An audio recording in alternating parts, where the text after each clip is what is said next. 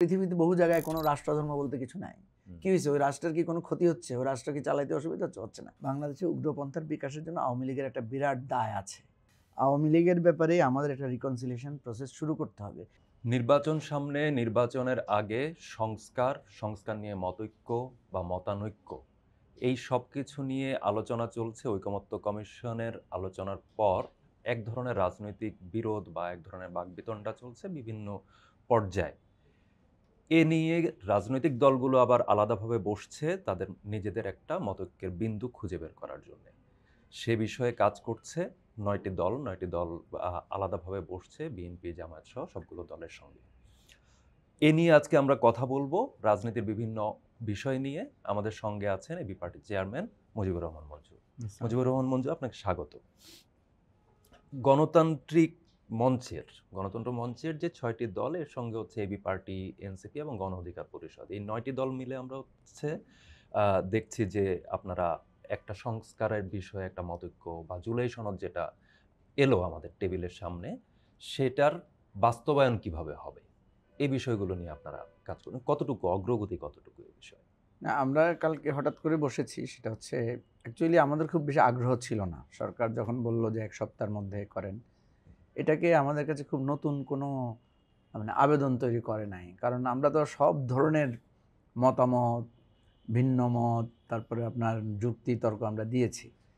Finally আমার মনে আছে আমরা যেদিন আসছিলাম আমি ঐকমত্য কমিশনের সবাইকে বলেছি যে আপনারা এখন একটা ডিসিশন দিয়ে দেন। ইভেন প্রফেসর ইউনূসও কিন্তু আমাদের সাথে একদিন বসেছিলেন লাস্ট। সেদিনেও আমি বলেছিলাম যে আমরা আমাদের সব কিছু করেছি, কিছু জায়গায় আমরা এখনও একমত হতে পারি নাই বাস্তবায়ন প্রক্রিয়াটা নিয়ে। তো আমাদের সবার কথা হয়েছে, হলে আপনারা এটা একটা সিদ্ধান্ত দিয়ে দেন। আর দ্বিমতের জায়গাটা যেখানে, সেখানে কিন্তু অল্প ২-৩টা দলের মধ্যে কিন্তু এখন বিতর্কটা এসে জমেছে। সুতরাং ওনাদের সাথে আলাদা করে কিন্তু সরকারের উচিত সমাধানটা বের করা। কারণ আমাদের সকলের মতামত আমরা দিয়ে ফেলেছি। ফলে এই ১ সপ্তাহের যে কথাটা ওনারা বলেছেন, এটাকে আমার কাছে খুব বেশি মিনিংফুল বা এটাতে নতুন করে আমাদের মধ্যে একটা আগ্রহ তৈরি করবে সেরকম কিছু হয় নাই। তারপরেও গণতন্ত্র মঞ্চ তারা বসেছিলেন, বসে তারা আমাদের ৩ দলকে দাওয়াত দিয়েছেন, আমরা গিয়েছিলাম। তো সেখানে আমরা আলোচনা করে আমরা দেখলাম যে এখানে মৌলিক মানে বিরোধটা আমরা এখন যেখানে দেখতে পাচ্ছি সেটা হচ্ছে গণভোট কখন হবে। জামাত একটা পজিশন নিয়েছে, স্ট্রং পজিশন, যে এটা নভেম্বরে হতে হবে বা ইলেকশনে আলাদা করে হতে হবে। আগে মানে আলাদা করে হতে হবে গণভোটটা। আর বিএনপি যেটা পজিশন নিয়েছে, মানে পজিশন নেওয়াটা মানে এমন না যে মতামত, ওনারা যখন কথা বলেন সিদ্ধান্ত মতো করে বলেন। বিএনপি বলছে যে এটাই হতে হবে, এছাড়া ওনারা মানবেন না। তো আমরাও কিন্তু আমরা যখন কথা বলেছিলাম তখন আমরা একই সাথে নির্বাচন করাটাকে আমাদের সুবিধাজনক মনে হয়েছে। গণভোট এবং জাতীয় নির্বাচনটা একসাথে করলে একটু আমাদের ইকোনমি হয়, খরচটা একটু কম হয়। দ্বিতীয় হচ্ছে অ্যারেঞ্জমেন্টের ব্যাপারে নির্বাচন কমিশনের একটু সুবিধা পায়, আর আমাদের হাতেও তো সময় কম। তো যাই হোক, এখন আমরা যেটা মনে করেছি যে বিএনপি জামাতকে যদি আবার বিএনপি একটা জায়গায় আমাদের অনুরোধ রক্ষা করে নাই। আমরা যখন বলেছিলাম যে আপনারা অন্তত আপার হাউসে ভোটের পিরিয়ডটা আপনারা একটু অ্যাকসেপ্ট করেন। তা আমরা ওই দিনের আলোচনায় বেসিক্যালি আরও ২-৪টা বিষয় ছিল, এই দুইটাকে আমরা মূল আলোচনায় এনেছি। যে বিএনপিকে যদি আপার হাউস পিয়ারেরটাতে রাজি করানো যায়, আর জামাতকে যদি রাজি করে বলা যায় যে ভাই দুজনেই একটু স্যাক্রিফাইস করেন এই জায়গায়, ওনাদের ইগোটা তো এখানে চেপে বসেছে। পজিটিভ দিক হচ্ছে এনসিপিও কিন্তু আগে গণভোট আলাদা করে চেয়েছিল। এনসিপি এখন কিছুটা তারা ফ্লেক্সিবল হয়েছে, তারা বলছে যে না, একসাথে হলেও কোনো অসুবিধা নেই। তো এই জায়গা থেকে আমরা চিন্তা করেছি যে আমরা দুই পক্ষের যে বলয় আছে তাদের সাথে আজকে আমরা একটা বলয়ের সাথে কথা বলেছি। তারা আগ্রহ প্রকাশ করেছেন বসার জন্য, কিন্তু তাদের ওই একই টোন আমরা দেখলাম যে মানে পুরানো যুক্তি, পুরানো জিনিসই তারা এখনো বলে যাচ্ছেন আর কি। সেটা আমি পার্সোনালি খুব হোপফুল না, বাট তারপরও যেহেতু সরকারকে আমরা যেহেতু সহযোগিতা করব, এটা আমাদের একটা প্রমিস। বা সরকার যে হচ্ছে মানে ঐকমত্য কমিশন হচ্ছে প্রধান উপদেষ্টা সভাপতি এবং তার নেতৃত্বেই এক ধরনের আলোচনা চললো, আপনারা সেই আলোচনায় ছিলেন সবাই।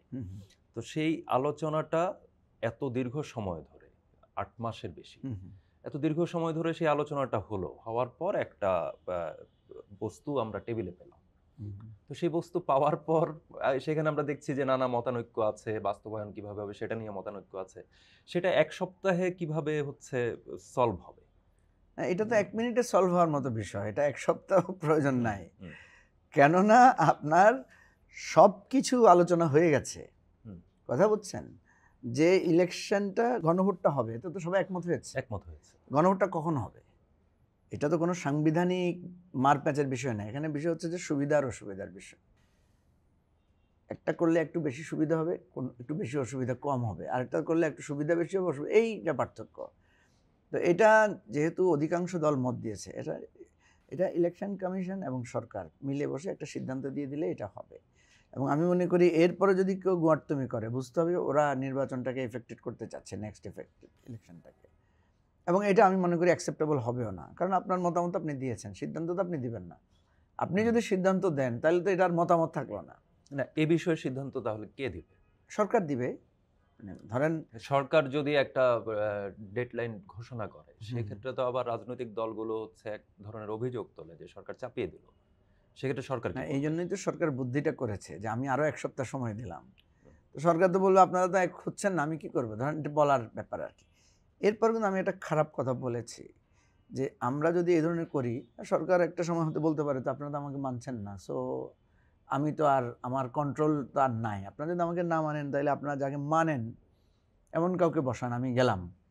হ্যাঁ, আমি কিন্তু এই আশঙ্কাটা মানে আমি কিছুটা হলেও বলেছি সবার মানেন সামনে। বলতে কার কথা? মানে এই না আশঙ্কাটা কাকে নিয়ে? না ধরেন আমি যদি বলি প্রফেসর ইউনূসের সরকার, হুম, বা উনি তো এখন সরকার না, শুধু উনি ঐকমত্য কমিশনেরও চেয়ারম্যান, একই সাথে চেয়ারম্যান, উনি হ্যাঁ। রাষ্ট্রের মানে সরকারের প্রধান। হুম, উনি যদি একটা সিদ্ধান্ত জানিয়ে দেন যে ইলেকশনটা এই তারিখে হবে, একই সাথে হবে অথবা আগে পিছে হবে, হুম, এইটা যদি মানে কোনো পক্ষ না মানে, হুম, তাহলে প্রফেসর ইউনূসের তাহলে তো আর কোনো এখানে লেজিটিমেসি থাকলো না, ওনার তো আর কন্ট্রোল থাকলো না। হুম, ঠিক আছে, আমরা সাধারণত কোনো একটা বিষয় কি করি, আপনি একটা রেফারি একটা ডিসিশন নিয়েছে, রেফারি ডিসিশন নেওয়ার পর যদি না মানে তাহলে কাটটা মানতে হবে, থার্ড আম্পায়ার থার্ড থাকবে, আম্পায়ারের একজন কাছে যাবে। থাকবে, থার্ড আম্পায়ার না মানলে কে মানবে? আপনার কমিটি বা টুর্নামেন্ট কমিটি ডিসিশন দিবে। তো এখানে যদি ডক্টর ইউনূসকে যদি আমি টুর্নামেন্ট কমিটি ধরি বা থার্ড আম্পায়ার ধরি, যেটাই ধরি, হুম, উনার পরে কে, উনারটা যদি আমি না মানি তাহলে তো উনাকে বলতে হবে যে ভাই আমি তো সরি, আমাকে সরে যেতে হবে, আমার তো আর কিছু করার নাই। আচ্ছা, উনার সিদ্ধান্ত যদি আমরা এখনই না মানি, হুম, তাহলে আগামী দিনে যে ইলেকশন হবে, ইলেকশনে তো একটা রেজাল্ট আসবে। হুম, তো ইলেকশনের রেজাল্ট তো দেওয়ার পরে আপনি বলুন আমি আপনার রেজাল্ট মানি না, তাহলে কি হবে? তো এই জায়গা থেকে আমি মনে করি রাজনৈতিক দলগুলোকে সংযত সুসংহত হতে হবে, কারণ প্রফেসর ইউনূস যদি কোনো কারণে ফেল করে যায় হুম। তাহলে স- তখন যে একটা সংকট ঘনীভূত হবে, পরিস্থিতি সৃষ্টি হবে, সেরকম কোনো পরিস্থিতি এলে আসলে বাংলাদেশের সামনে কি আছে? মানে ঘোর এই অন্ধকার। এই টুর্নামেন্ট কমিটি কে আসলে?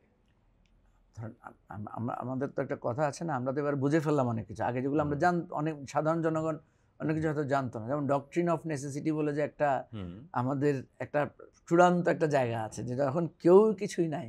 হুম। ঠিক আছে, তখনও মানে একটা ঠিক একইভাবে ৭ আগস্ট যেভাবে হচ্ছে, ৮ আগস্ট যেভাবে না, একটা এটা তো একটা গভর্নমেন্ট একটা ফর্ম হলো। শূন্যতা তো তৈরি হবে, হ্যাঁ? একটা ক্রাইসিস তো তৈরি হবে। হুম। সেই ক্রাইসিসের ভিকটিম কারা হবে? ভিকটিম জনগণ। জনগণ হবে, কিন্তু প্রাইমারিলি ভিকটিম তো হবে পলিটিক্যাল পার্টিগুলো, হুম, তাই না? হুম, এই চুক্তি, এই যে সমঝোতা, এই প্রসেস যদি ভেঙে যায় তাহলে আপনি বুঝতে পারেন তাহলে আর কোন প্রসেস তো ওয়ার্ক করবে না। আমি আপনাকে মানি না, আপনি আমাকে মানেন না, তাহলে কি হবে? তাহলে তো একটা নৈরাজ্য, তাহলে তো একটা মানে ওই শব্দগুলো তো আমরা ব্যবহার মানে ভাবতে পারছি না যে কি হতে পারে। আচ্ছা। সেই জন্য আমি মনে করি রাজনৈতিক দলগুলোকে আমরা ওই দায়িত্বটা, আমরা বলছি ৯ দলের পক্ষ থেকে আমরা একটা জায়গায় এসেছি, আমরা ৯ দল, হুম, ঠিক আছে? আর বাকি যে স্টেক, এই 9 দলের মধ্যে কিন্তু আমরা এনসিপিকেও ঢুকিয়ে ফেলেছি। হুম, তাহলে আপনি বুঝতে পারছেন তাহলে স্টেক হোল্ডার কিন্তু আর মাত্র 2টা বাকি আছে, আর তেমন পক্ষ নাই।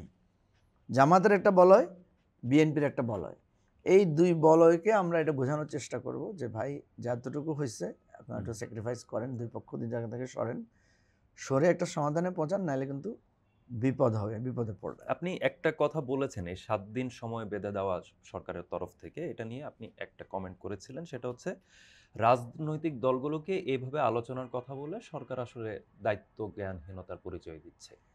মানে আমি তো বারবারই বলছি যে এটা আননেসেসারি, এবং এটা ওই যে বললাম সরকারও কিছু রাজনীতি করছে আর কি, এটা অনেকটা পলিটিক্যাল এর মতোই, যে সরকার একটা সিদ্ধান্ত হয়তো নিয়েছেও, কিন্তু সে এটা নিতে আর একটু দেরি করছে, যে দেখি না আবার ওনারা। আপনার কি মনে হয় ঝোঁকটা কোন দিকে? সরকার যদি রাজনীতি করে থাকে তাহলে রাজনীতির সাথে এক ধরনের রাজনীতির ইনভলভ যদি সরকার হয়, তাহলে তো কোনো না কোনো দিকে তার একটা না ঝোঁক। রাজনীতি আপনার একটা কমেন্ট আমি যদি একটু উল্লেখ করি, সেটা হচ্ছে কখনো ডানে ছোটেন উনি, কখনো বামে ছোটেন। হ্যাঁ, বিএনপির কথায় ডানে, কখনো বামে ছোটেন জামাতের কথায়। এনসিপির চাপে উনি কখনো কখনো ওপরের দিকেও যান।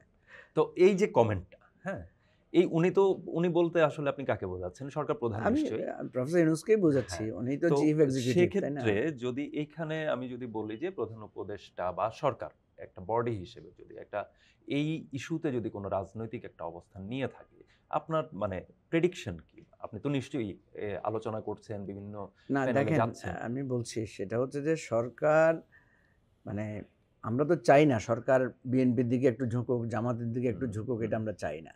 কিন্তু সরকার যখন কোনটা সিদ্ধান্ত দেবে সেটা কারো না কারো পক্ষে তো চলে যাবে, তাই না?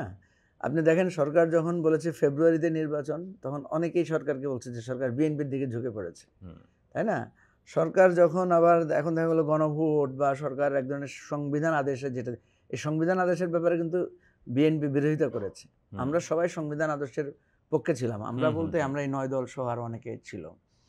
তো এখন প্রসঙ্গ দাঁড়াচ্ছে সরকারকে এমন একটা সিদ্ধান্ত দিতে হবে যেটাতে এখন আর মানে বলার সুযোগ নাই যে আমি কোন পক্ষে যাব। একটা জায়গায় এসে তো আপনাকে শেষ দাঁড়াতে হবে।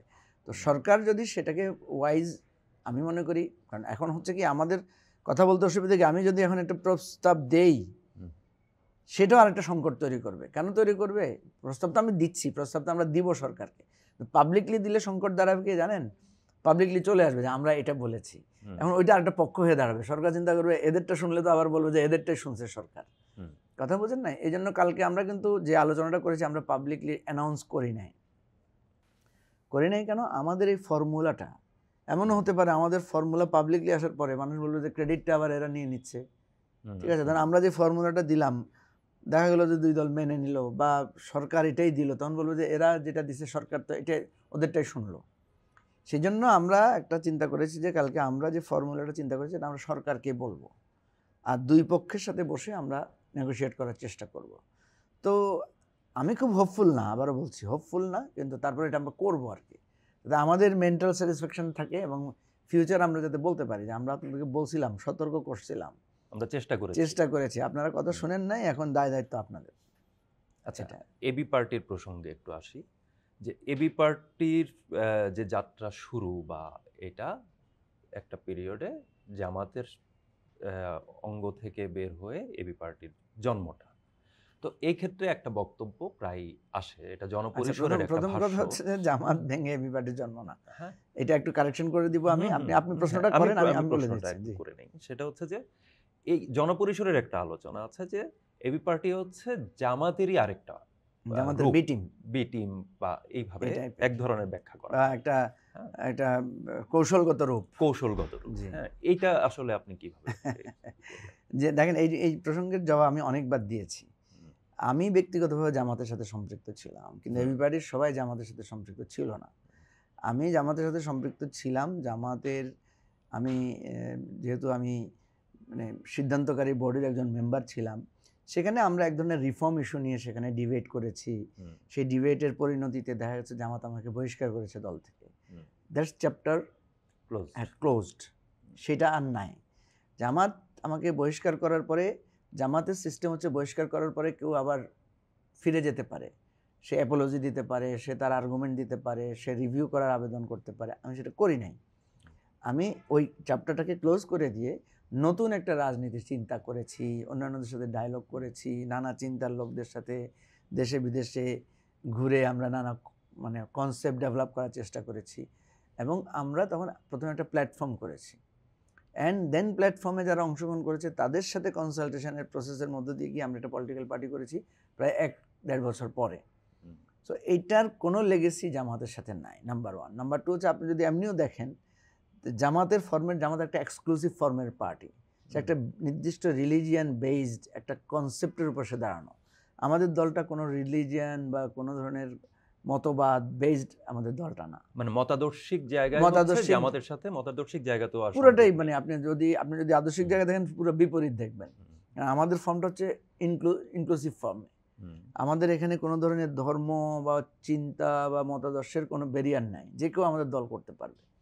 জামাতে কিন্তু জামাত করতে হলে কিন্তু তাকে একটা ধর্মের একেবারে বিধান মানা পিওর জায়গার লোক হতে হবে। দেখবেন জামাতের সদস্য হওয়ার শর্ত আছে যে তাকে শরিয়া বিধান মেনে চলতে হবে, সে ফরজ ওয়াজিব মানতে হবে, সে কবিরা গুনাহ দূরে থাকতে হবে, তাকে 5 ওয়াক্ত নামাজ পড়তে হবে, নানা ধরনের অব্লিগেশন আছে।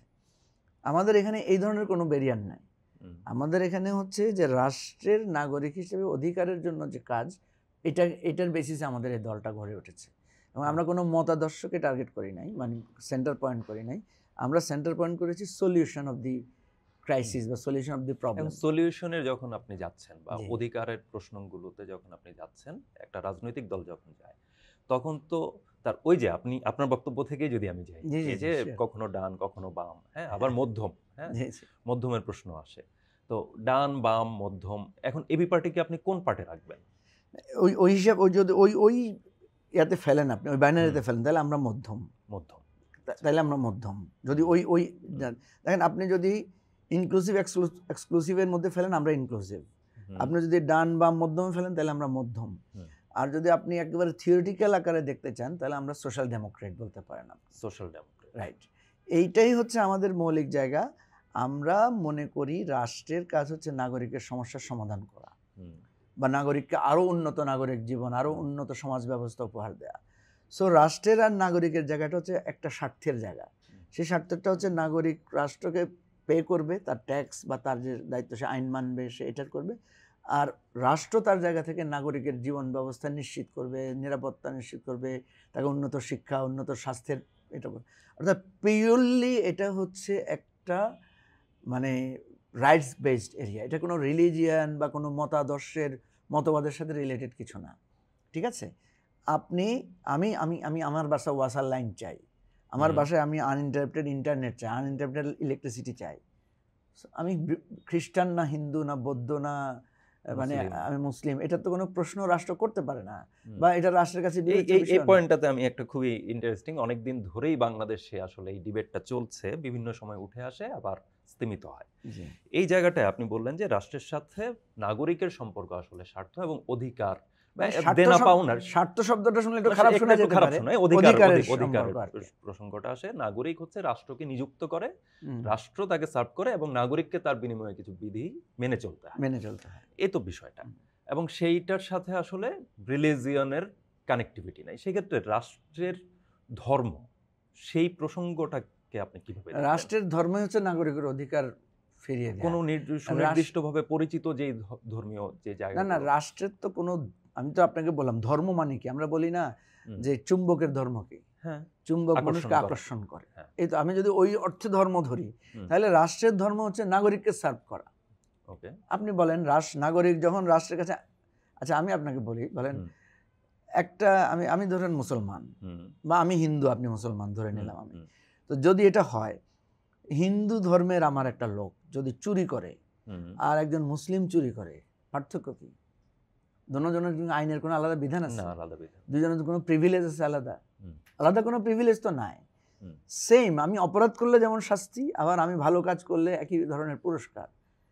আপনি যদি আমাকে ক্যামেরাম্যান হিসেবে নিয়োগ দেন, আমার যোগ্যতা কি? আমি নামাজ পড়ি কিনা, পূজা করি কিনা, এটা যোগ্যতা না। আমি ক্যামেরা লেন্সের ফ্রেম বুঝি কিনা, লাইট বুঝি কিনা, আমি মানে পজিশনগুলো বুঝি কিনা, এই তো, তাই না?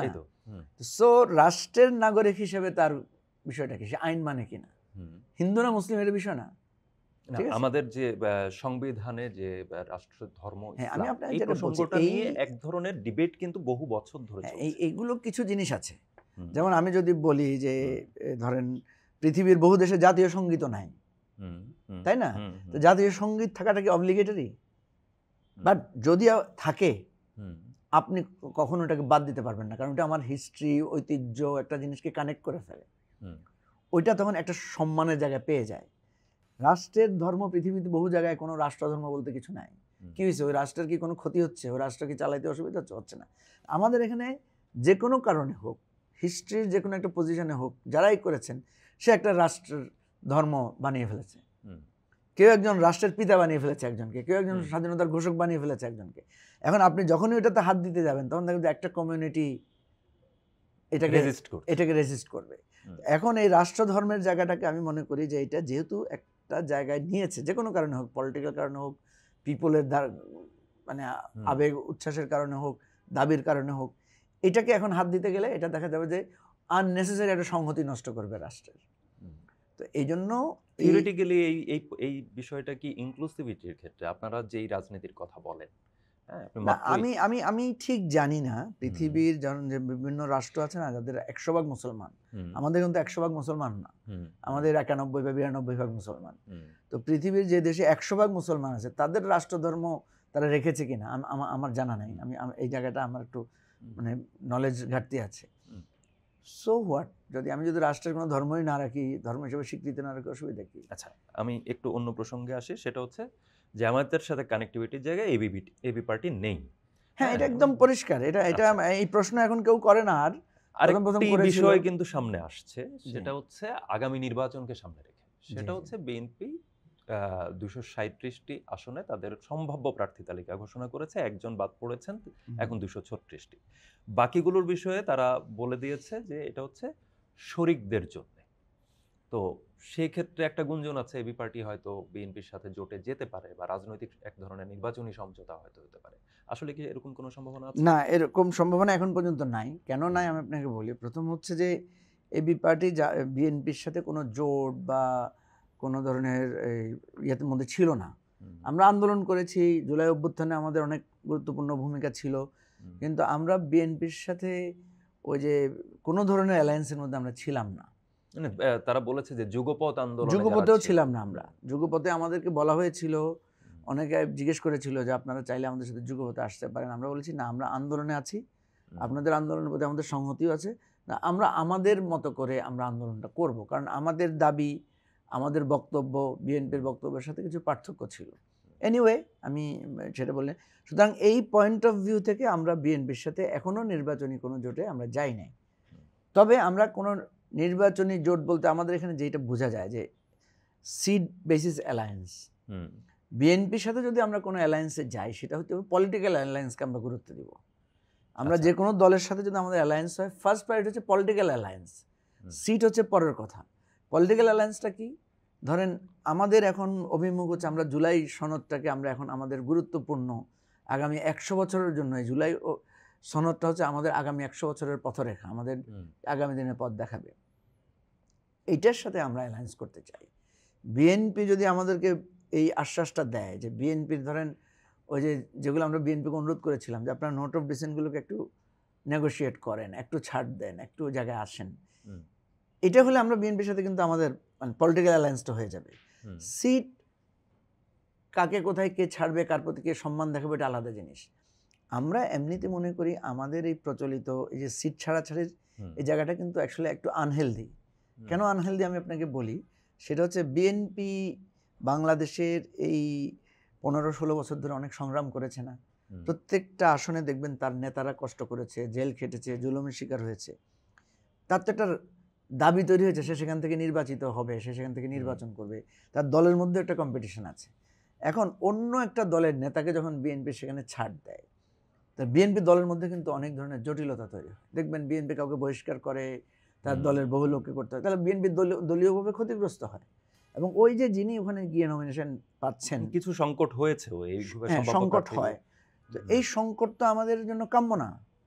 কেন কাম্য না আমি বলছি, যিনি হবেন, সে ফর এক্সাম্পল আমি যদি গিয়ে, আমার এলাকা হচ্ছে ফেনী, আমার এলাকায় আপনার বিএনপির অন্তত 5 জন নেতা আছেন যারা এমপি হওয়ার যোগ্য, তাদের মধ্যে কিন্তু একটা কম্পিটিশন হচ্ছে, এবং তাদের মধ্যে থেকে বিএনপি একজন খুব সিনিয়র মোস্টকে তারা সেখানে নমিনেশন দিয়েছে।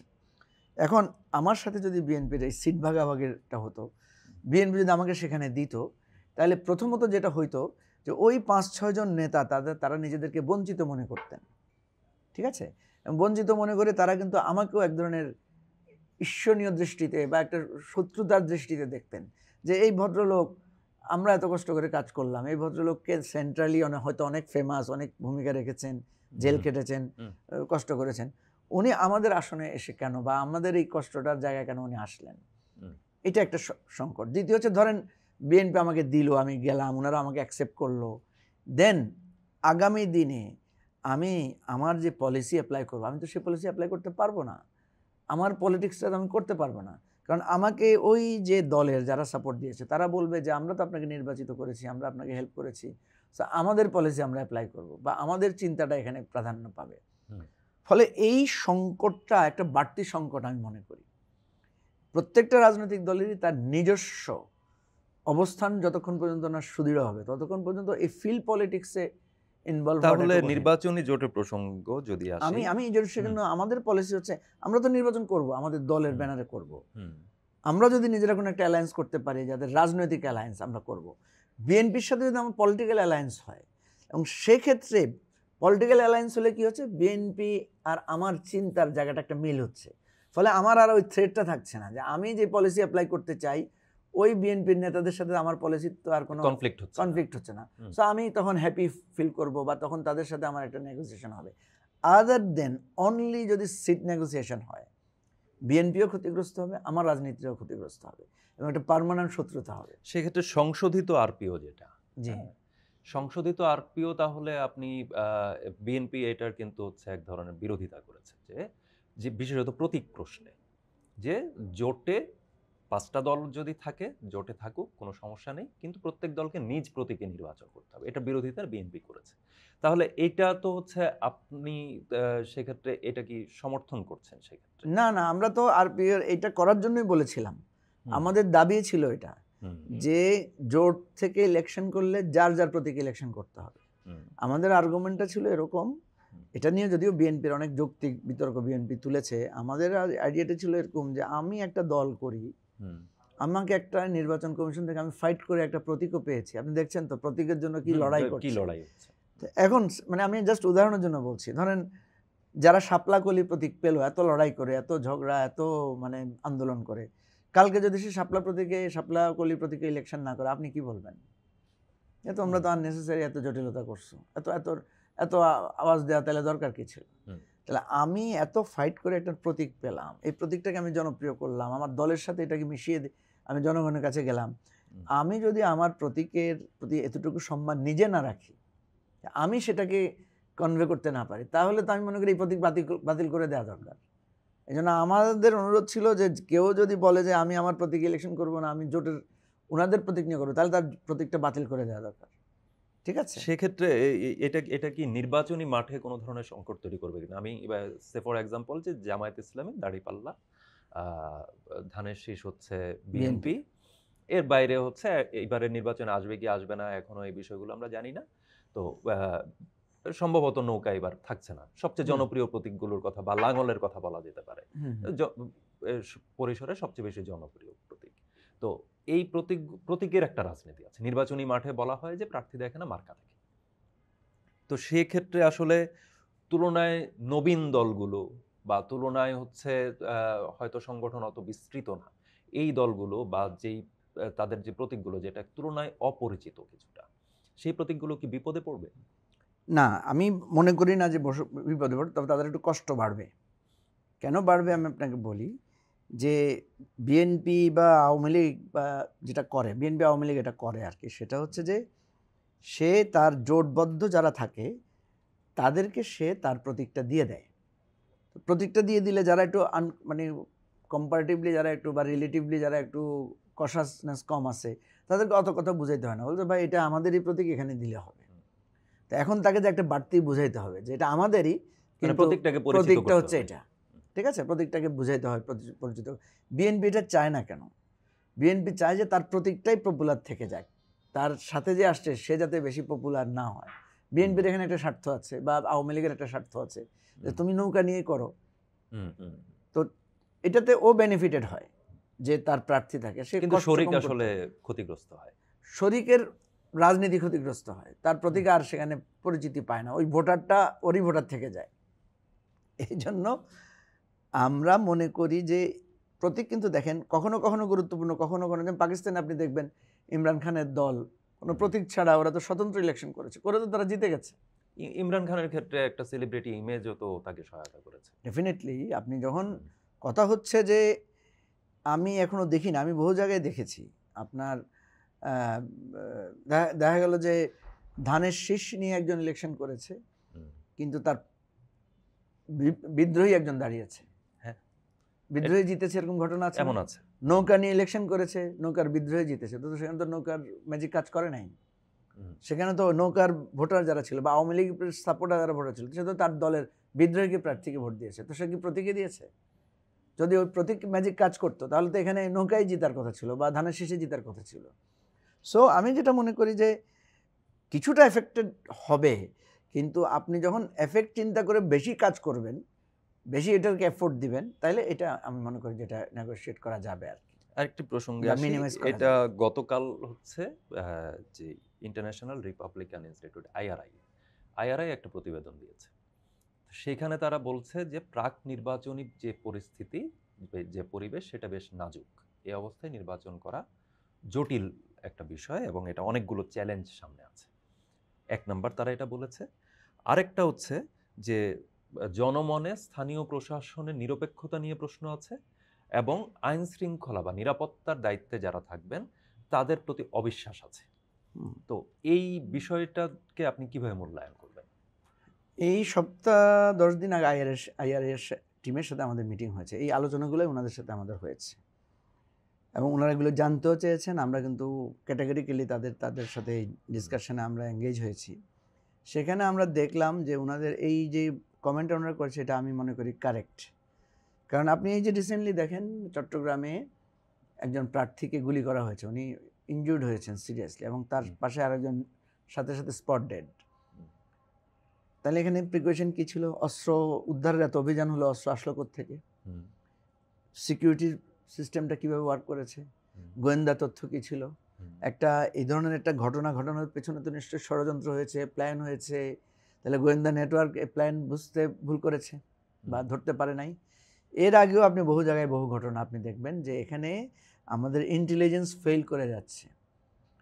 তাহলে এটা তো একটা সিম্বল যে আমার সিকিউরিটি, আমার ইন্টেলিজেন্স কাজ করছে না প্রপারলি। চট্টগ্রামের ঘটনায় কি প্রকাশিত হয়? যে অস্ত্র আছে, অস্ত্র ব্যবহার হচ্ছে, অস্ত্র ব্যবহার করে মানুষ হত্যার পরিকল্পনা কন্টিনিউ করছে, তাই না?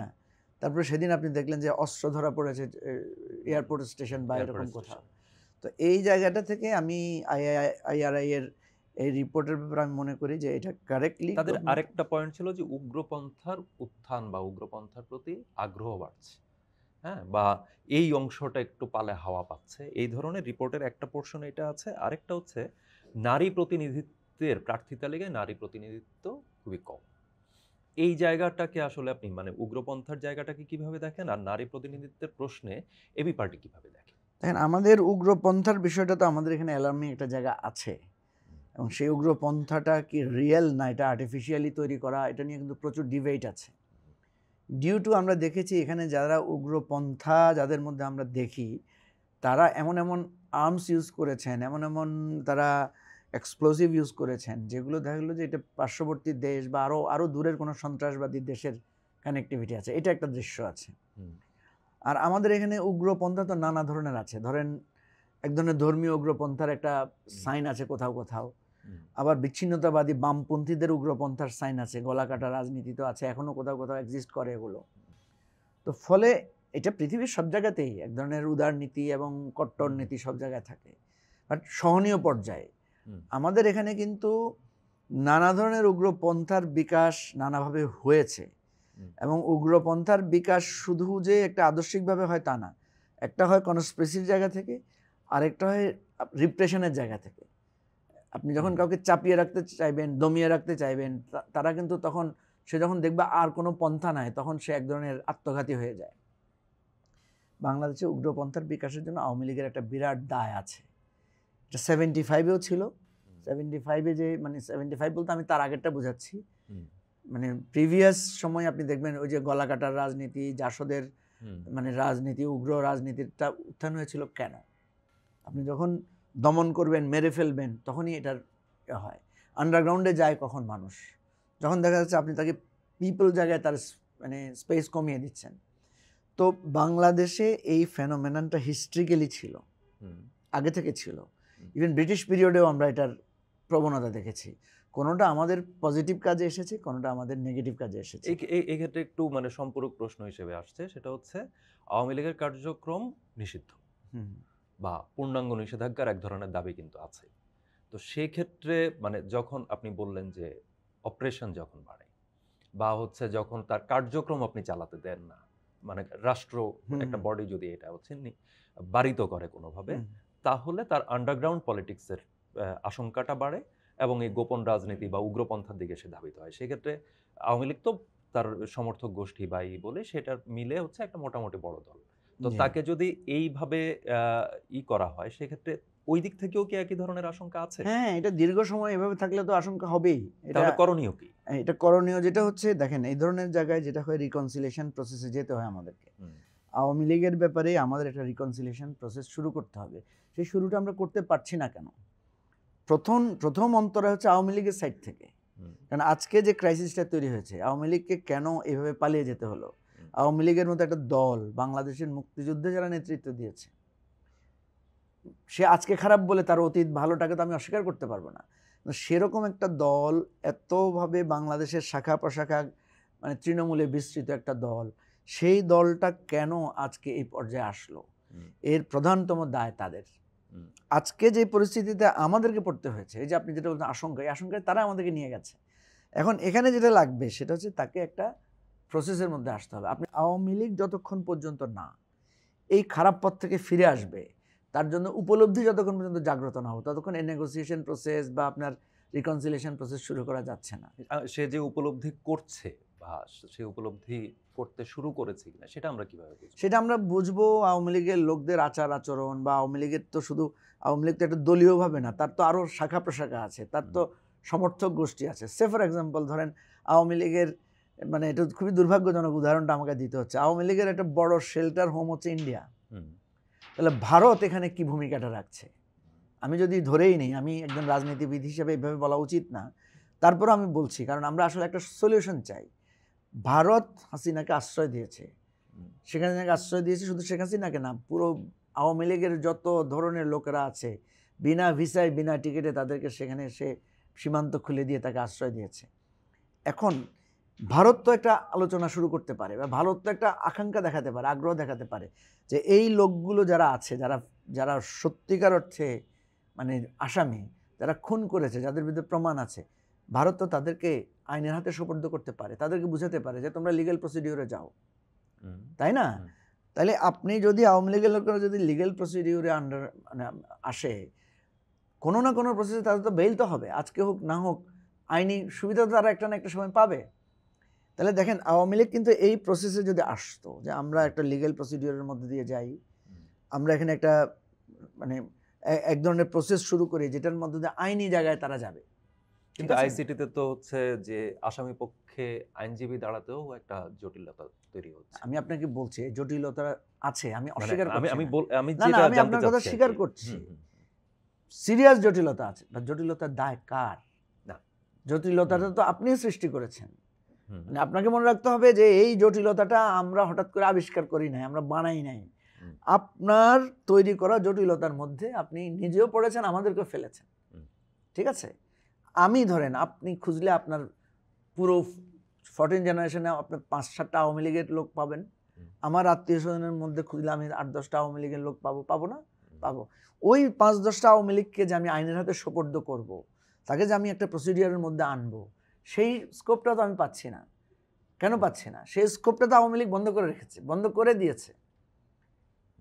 আমি বলছি না যে এটা লম্বা সময় ধরে সাস্টেন করবে, এটা হয়তো আস্তে আস্তে আস্তে আস্তে আওয়ামী লীগের মধ্যে বুঝ আসবে, তারা হয়তো বুঝতে চেষ্টা করবে। দেখেন আওয়ামী লীগ শুরুতেই বলেছে আপা আবার ফিরে আসবে। সে যদি বলতো ইয়েস আমাদের এটা ভুল হয়ে গেছে, আমরা বুঝতেছি আমাদের এই ভুলের কারণে এটা হয়েছে, দুইটা টোন দুই রকম, একই রকম না। সে বলতেছে আপা ফিরে আসবে, খায় ফালামো তোদেরকে, তোরা থাক দেখ কি করি, তোদের লাশ ফালাবো। আরে আমি কয়েকজনকে বললাম যে আরে ভাই আমাদের লাশ ফালাইছো তোমরা, পুরানো কথা বলে তো লাভ নাই। হুম। তোমাদের পুলিশ, আর্মি, বিজিবি সব দিয়ে তো গুলি করছো, সব দিয়ে তো গুম করছো, খুন করছো। তো আমরা তো এমন না যে তোমাদের সর্বোচ্চ শক্তির সময় আমরা ছিলাম। ওই চ্যাপ্টার ভুলে যাও, বাদ দাও, ওইটা পাস্ট ইজ পাস্ট। এখন বলো, আসো যে আমরা এই দেশের নাগরিক, আমাদের ভুল হতেই পারে। আমরা যেভাবে একাত্তরের লেগেসিকে আমরা কিভাবে মিটিগেট করেছি, তাকে সরি বলতে হবে, তাকে একটা লিগ্যাল প্রসিডিউরে আনতে হবে, তাকে জাতির কাছে ক্ষমা চেয়ে, আমরা তো বলি নাই যে রাজাকার হয়েছে কেন তার গুলি করে মেরে ফেলো, এই ধরনের কনক্লুশনে তো আমরা যাই নাই। শেখ মুজিবুর রহমান তো এক ধরনের মানে ওই ওই ওই ওই রিকনসিলিয়েশন প্রসেস তো স্টার্ট করছিলেন, ঠিক আছে না? যদিও এখন দেখা যাচ্ছে যে আওয়ামী লীগেরই রাজাকার বেশি, তাদেরই ডাটায় বলতেছে। এগুলো অন্য বিতর্ক, আমি ওই জায়গায় যেতে চাচ্ছি না। এগুলো নিয়ে অনেক রাজনীতি হয়েছে বাংলাদেশে। কথা হচ্ছে আমরা আবারও সেই পুরনো রাজনীতিতে থাকবো কিনা। নতুন রাজনীতিতে আসতে হলে আমি যদি বলি চলেন নতুন করে শুরু করি, আমি তো একা শুরু করতে পারবো না, আপনাকেও শুরু করতে হবে। দুই পক্ষ যদি একসাথে হই তাহলে নতুন করে শুরু করতে হবে। কিন্তু যখন খুন হয়েছে, ঠিক আছে, আপনি আমার ভাইকে খুন করেছেন, আজকে এসে যদি বলেন যে ভাই সরি, ভুল হয়ে গেছে, এই শুধু সরি দিয়ে তো এই খুনের লেগেসি দূর হবে না। কারণ ওই ভাইয়ের সন্তানরা আপনাকে অ্যাকসেপ্ট করে নিতে হবে। ভাইয়ের সন্তানদের যে দগদগে ঘা, তার যে কষ্ট, তার যে ক্ষতি, সেটাকে তো আপনাকে মিটিগেট করতে হবে। সো এই জটিল প্রসেসটাকে আওয়ামী লীগ এই জটিলতায় ফেলেছে। আওয়ামী লীগকে এটা সমাধানের পথে আনার জন্য পথ বের করার প্রথম সুযোগ দিতে হবে। স্টেপটা আওয়ামী লীগকে লীগকে নিতে হবে। হবে। ধন্যবাদ মুজিবুর রহমান মঞ্জু। রাজনীতিতে নানা ধরনের তর্ক বিতর্ক, বাকবিতণ্ডা এই সব চলছে, পাশাপাশি আলোচনাও চলছে সমঝোতার জন্য নির্বাচনকে সামনে রেখে। সেই সমঝোতায় আমরা শেষ পর্যন্ত হয়তো পৌঁছাবো, একটা নতুন রাজনীতির পথ আমরা শুরু করার চেষ্টা হয়তো করব সবগুলো রাজনৈতিক দল এবং এই দেশের সচেতন মানুষ বা যেই নাগরিক পরিসর আছে সেই নাগরিক পরিসর এই জায়গাগুলোর সঙ্গে যুক্ত হবে। এক্ষেত্রে খুব গুরুত্বপূর্ণ যে প্রসঙ্গটি এলো সেটা হচ্ছে আওয়ামী লীগ প্রসঙ্গে এলো, যে আওয়ামী লীগকে পুরোপুরি একদম খারিজের জায়গায় না রেখে একটা রিকনসিলিয়েশন প্রসেসের মধ্য দিয়ে যদি আনা যায় তাহলে সংকট হয়তো মিটিগেট করা সম্ভব। তবে সেক্ষেত্রে প্রথম পদক্ষেপটি নিতে হবে আওয়ামী লীগকেই। আজ এ পর্যন্তই, ধন্যবাদ।